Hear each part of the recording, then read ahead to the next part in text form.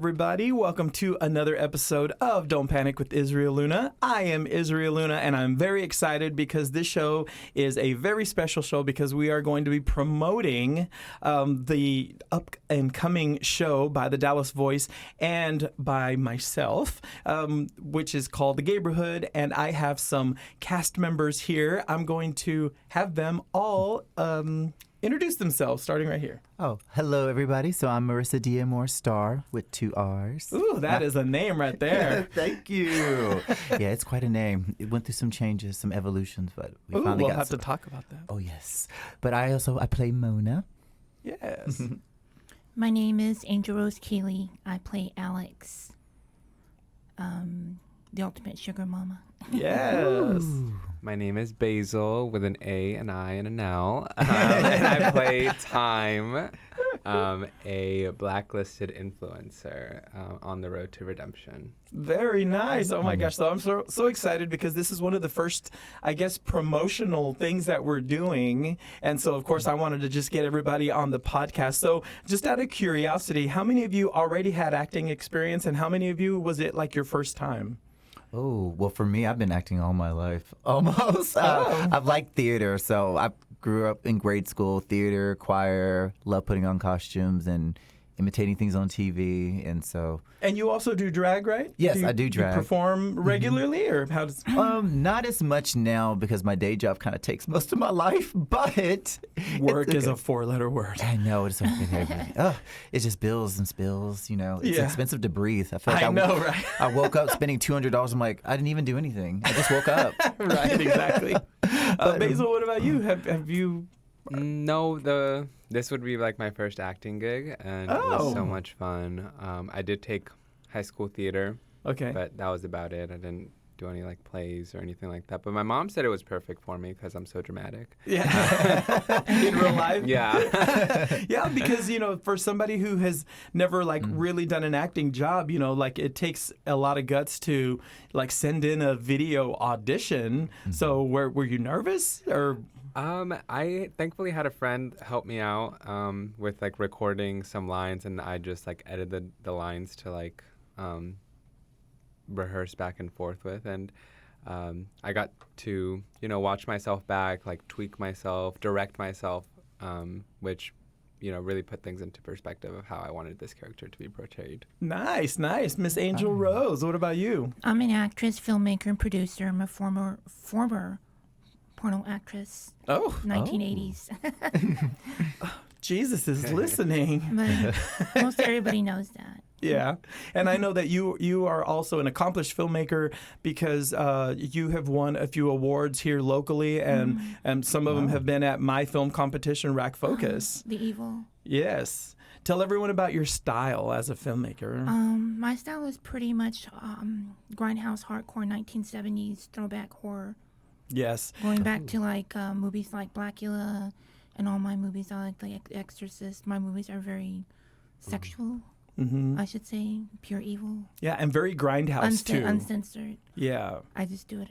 I'm an artist, so I just do what I want. Yeah, for both of you who don't know, if y'all need to watch her movie called The Evil, people still talk about it in the film world here because it made an impact. It blew everybody away. Watch the crucifix scene. Yes, yeah. It won, I think, that round at Rack Focus. It won 3 awards. Oh, wow. Yeah. That's Lesbian impressive. Strippers from Hell. Yeah, that's another one of your films. Yeah, which we'll get to. We'll get to that. So I'm just curious. So when it comes to the Gayborhood, how was it that you came on board, or how you knew about the show happening, and what about it made you want to come on board and audition? I can start. I saw a little ad on Facebook. I think I saw your post, and I saw the Dallas Voice post, casting call. There was a bit of a scheduling conflict at first, like for me to submit an audition. But a few weeks down the line, I saw that there was still a role available, and I was like, oh, perfect. I had been thinking about it. I really wanted to do it, and I felt like I missed my chance.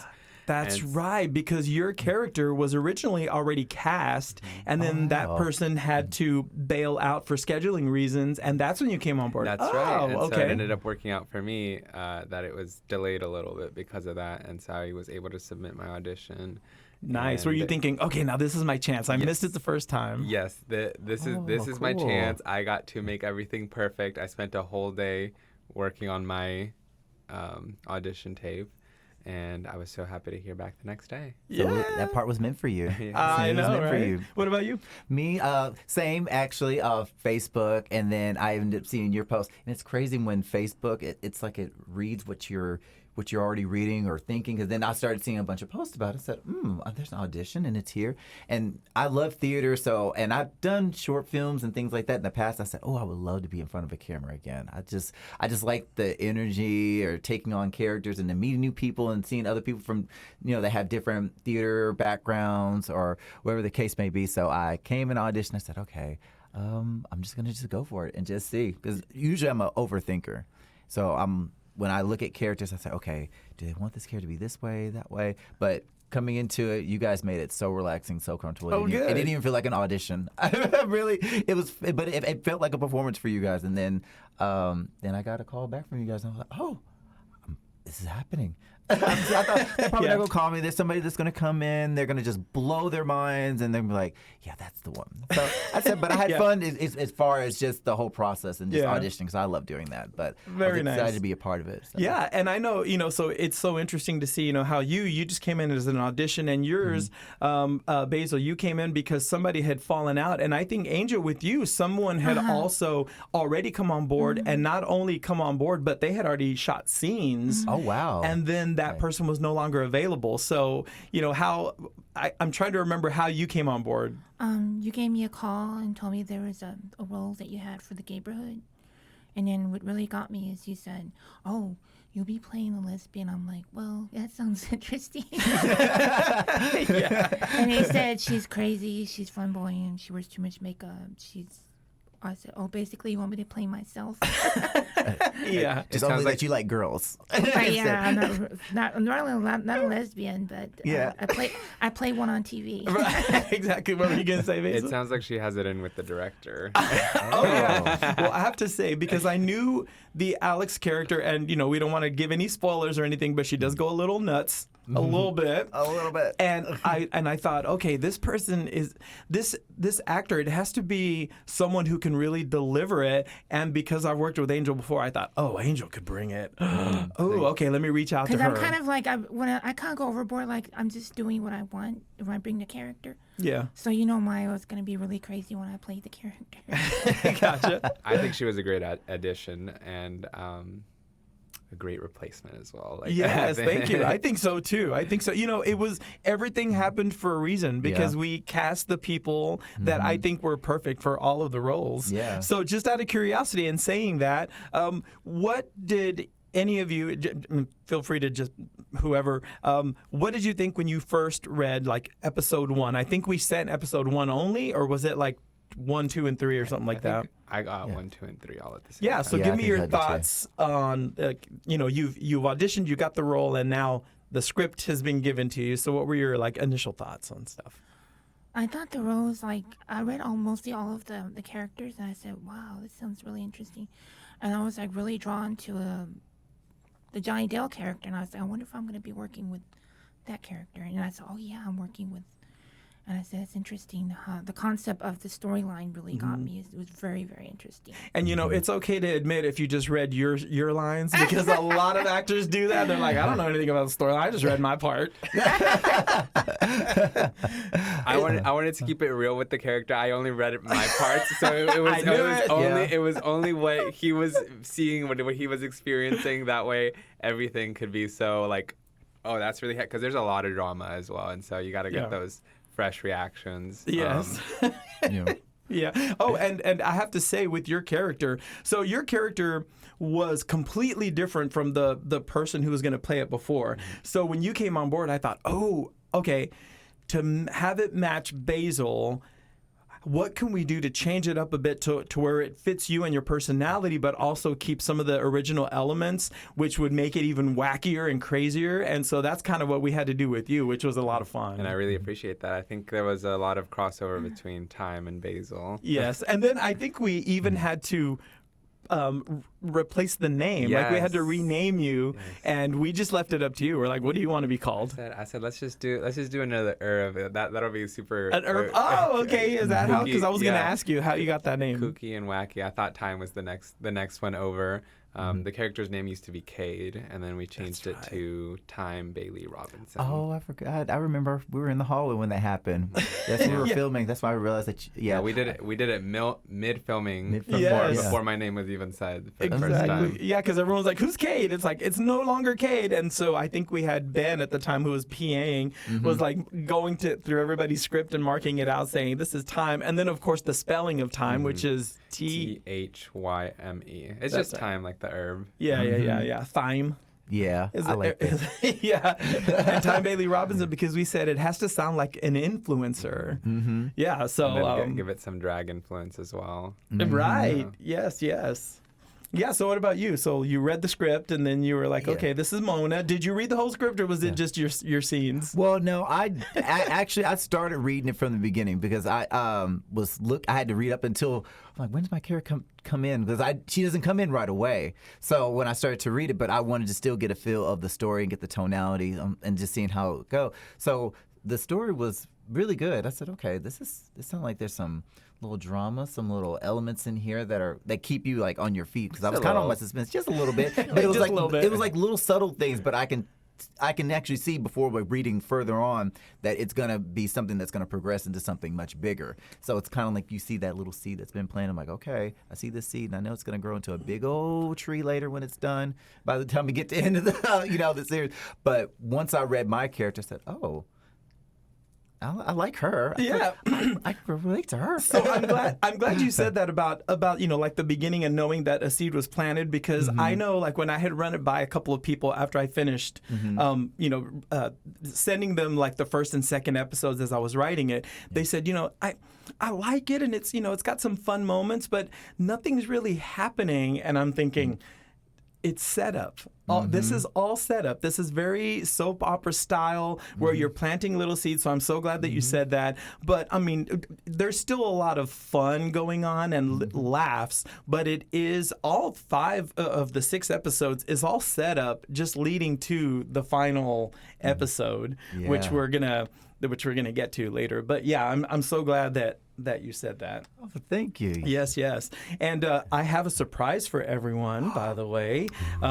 Here, we're about to take our first break. Well, actually, our only break. This is a 30-minute show. But we're going to, when we come back from it, I'm going to be playing our original, brand new theme song for the show. Ooh, that I'm so none of you have heard yet. No. Because I just produced it like a couple of weeks ago. Oh, yes. Blind reaction. I know, exactly. And so we're going to do that. And as we go to commercial break, this is my other music video from my original soundtrack called Slutroactive. This is Cream Pie. So we're going to watch the Cream Pie video, and then we'll come back, and then we're going to listen to that original song and talk more about the Gayborhood.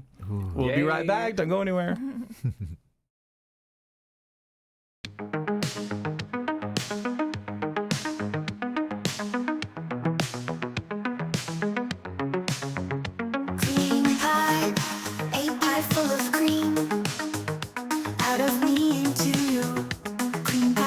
Frosty too, ooh, yummy. Cream pie, a pie full of cream. Hard, soft, leather lace. Get a cream pie in your face. Suck it up.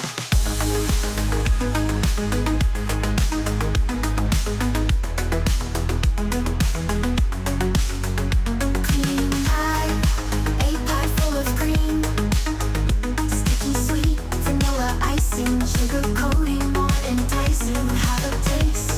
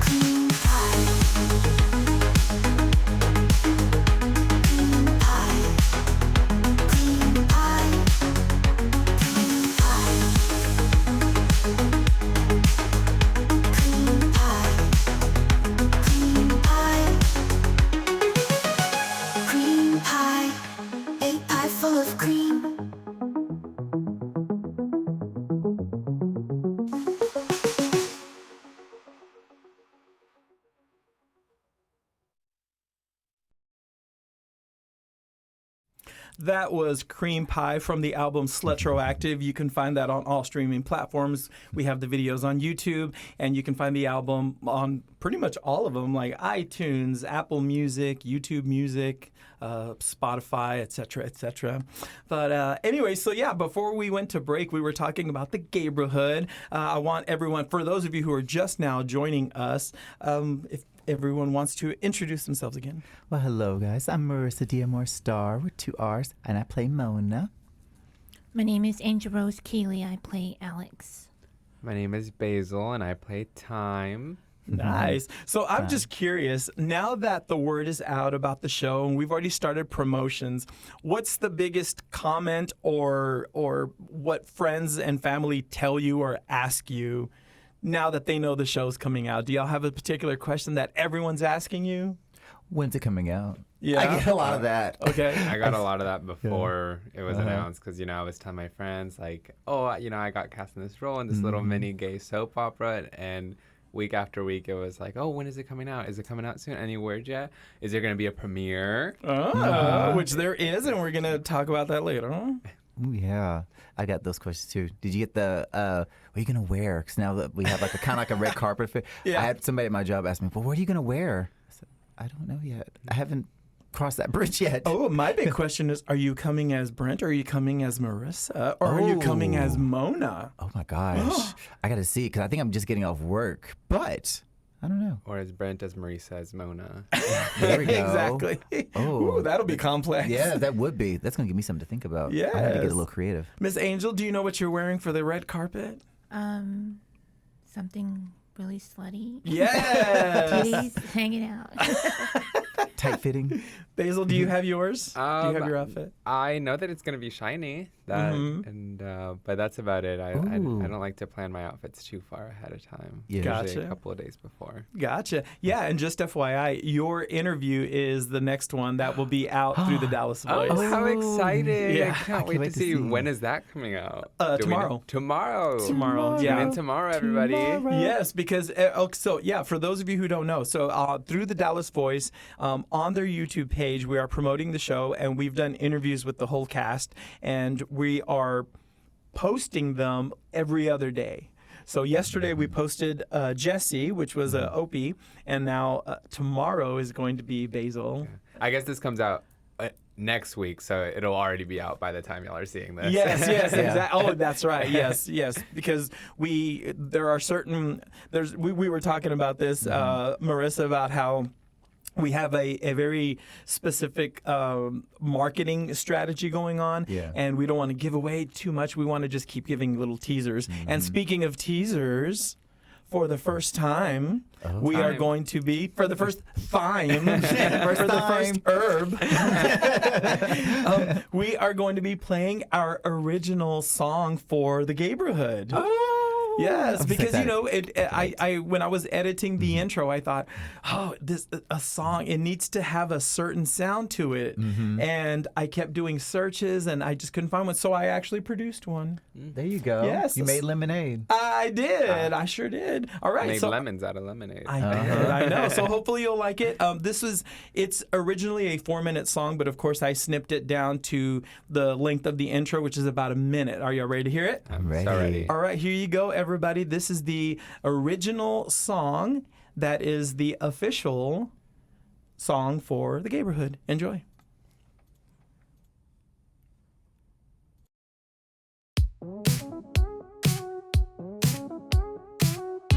Love yourself, be who you are, live free, stay strong, come out. You are loved, you got this, the world is yours. Live out loud, dance in colors, speak with your mind, think with soul. Love wins. Love wins.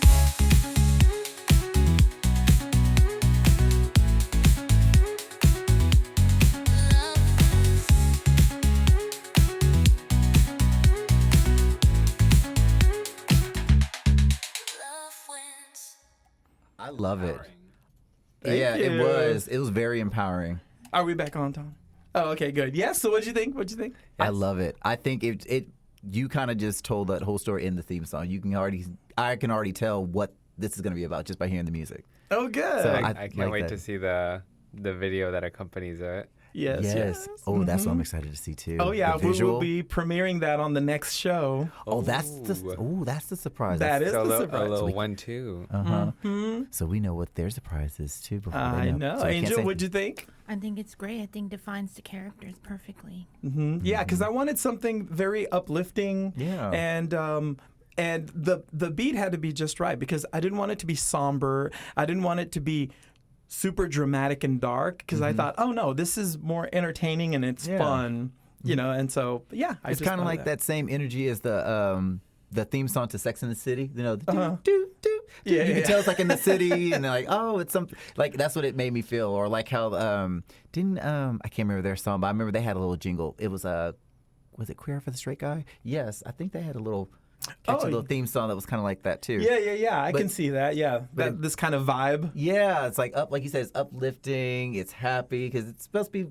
fun, energetic, which that describes I feel like the tone Yeah. of the whole show. It's all still fun. Gotcha. Yeah. Did well, you take good. any inspiration from anything Well, when creating it? Well, all I did, the only thing that inspired me was when I was writing the lyrics, I just thought of phrases. I thought, I'm not going to write sentences, I just want to write phrases. So it's like live in color, speak out loud, or something out loud. I didn't want to say speak out loud because it's too predictable. It was like think out loud and feel with soul or something like that. But it was just all of these positive phrases. So the whole song is just phrases that are inspiring, and motivating to just be proud to be gay, pretty much. Yeah. Because I made this for gay people. If straight people watch it, awesome. Y'all are gay? Yeah. I know, right? yeah. So tell everybody listening because the show still hasn't aired. Tell them a little bit about your character. Let's start with Basil. Yeah, Time Bailey Robinson, again, blacklisted or canceled influencer. Why? That might be a little spoiler. You have to tune in to watch why. Yeah, she's done her media training. And just coming back to his hometown and trying to make things right, trying to get back out there. Ooh, so has been blacklisted. I love it. Yes, Angel. I play Alex, and she is I would say, I don't know how to describe her. She's just this rich, eccentric old woman living in this huge condominium with too much money, too much time, and she likes to help everyone and with their careers or whatever that inspires them. But the thing is, she's a little bit out of her mind. Oh my! Why would we cast you as an old woman? You're only 21. You just had your quinceañera. No, her quinceañera is next week. Oh, that's right. That's right. I was probably 21 in 1921. 1920, Marissa, tell them about Miss Mona, which Oh, we've Miss started Mona. calling Miss Mona. Miss Mona. I know. Yeah. That's going to be like the new name for me, too. Miss Mona. Yeah. So, Mona, she's kind of a little bit mysterious when I read her, too. So, but what we do know about her is that she's married. Well, she's a gay man that's a drag queen as well. So she's an entertainer. But she's married and, so kind of have like this little white picket fence, I guess, quote unquote, picture perfect life. So she thinks, and I'm gonna just leave it at that. Ooh, but she's nice. most of them. She's a little sassy, but she's more of level-headed. She's a little, I think, is a little strategic in her own little way because she's pretty intelligent, and she seems to always have it together. But she does have a breaking point.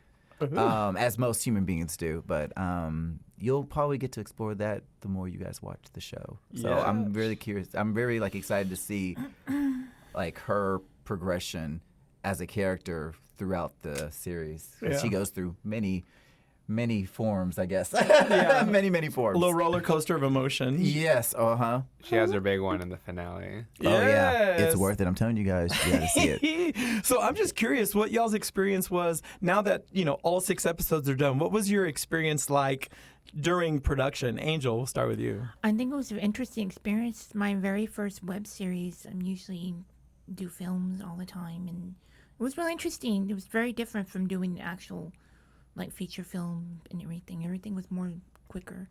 Joseph mentioned how fast the production goes. Yeah, we did. Usually it's around 10 to 14 hours on the set. Wow. Just waiting around for the director or whatever. That's right. And this one was a lot quicker, right? It was very interesting. It's a great experience for me. Yeah. Hey, Basil, what about you? It was so fun, coming on set and, getting to experience everything for the very first time. Y'all popped my cherry. Oh, my. Yeah. And, getting to see, other people, act. And I think I was one of the few people that it was their first time. Everybody else seemed to have had some experience or had Was gone that their feet. intimidating at all? Not at all. Nice. These girls don't intimidate me. Okay, then.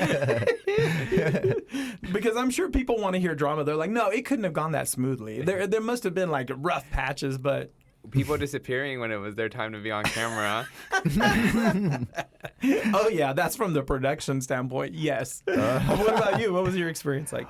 Oh, my experience was great. I enjoyed every moment of it. One of the biggest things that I loved was that you guys gave us the creative freedom to really take these characters and kind of make them our own in a sense. I'm used to working in theater where I'm playing a character that's specific, as far as they have to look like this, act like this, dress like this, their words are X, Y, and Z. But this was the first one where I felt that you gave us a solid blueprint, which was the character, and then you just take this and just give us your interpretation on how you see this character. But you gave us enough elements to say, kind of give us a base to stand on. Mm-hmm. But then you kind of allow us to have that freedom to take that and say, okay, so now take what I've given you and just add to it. And I feel that, that was great to do that for all the characters, because we're all artists here. So I think that's really neat that we were able to kind of incorporate little bits and pieces of us, which kind of makes sense. The Gayborhood. Yeah. Well, nice. Well, good. Well, guess what? It is already time to end the show. But this is only part 1. We have part 2 coming up. For everybody else, it's going to be a day or two later. But for us, it's going to be in the next few minutes. Yeah. But I want to remind everyone to watch the show. You have 2 ways to watch the show. You can wait until the YouTube premiere, which is going to be on Friday, July 27th at 6 p.m. on YouTube. In June? In June, yes. And then you can watch a new episode every week, and it's going to be for 6 weeks. Or if you just cannot wait, we're having a red carpet premiere on Tuesday, June 24th. What did I say before? You said July 27th. Oh, okay, yeah. See, June, and you can watch. You can come to the red carpet premiere on June 24th, which is a Tuesday at Studio Movie Grill off of 75 and Spring Valley, and the doors open I think at 7 p.m. and you get to see all 6 episodes. Oh, that's gonna be so much binge fun. watching it For the price of one. For the price of one. Right, exactly. Yeah. Best attire. Yeah, so we have to go for this show, but stay tuned for part 2, which will be coming out in a couple of days. Until then, I want to thank all of my guests for being on the show. Oh, thank you. Happy to be here. Don't forget to catch us on the Dallas Voice June Yes. 20th. I know. That's right. Oh my God! Yes, we're going to be on the cover on June 20th. Thank you for the reminder there. So anyway, yeah. Have a great day. We'll chat with you soon. Bye. Bye.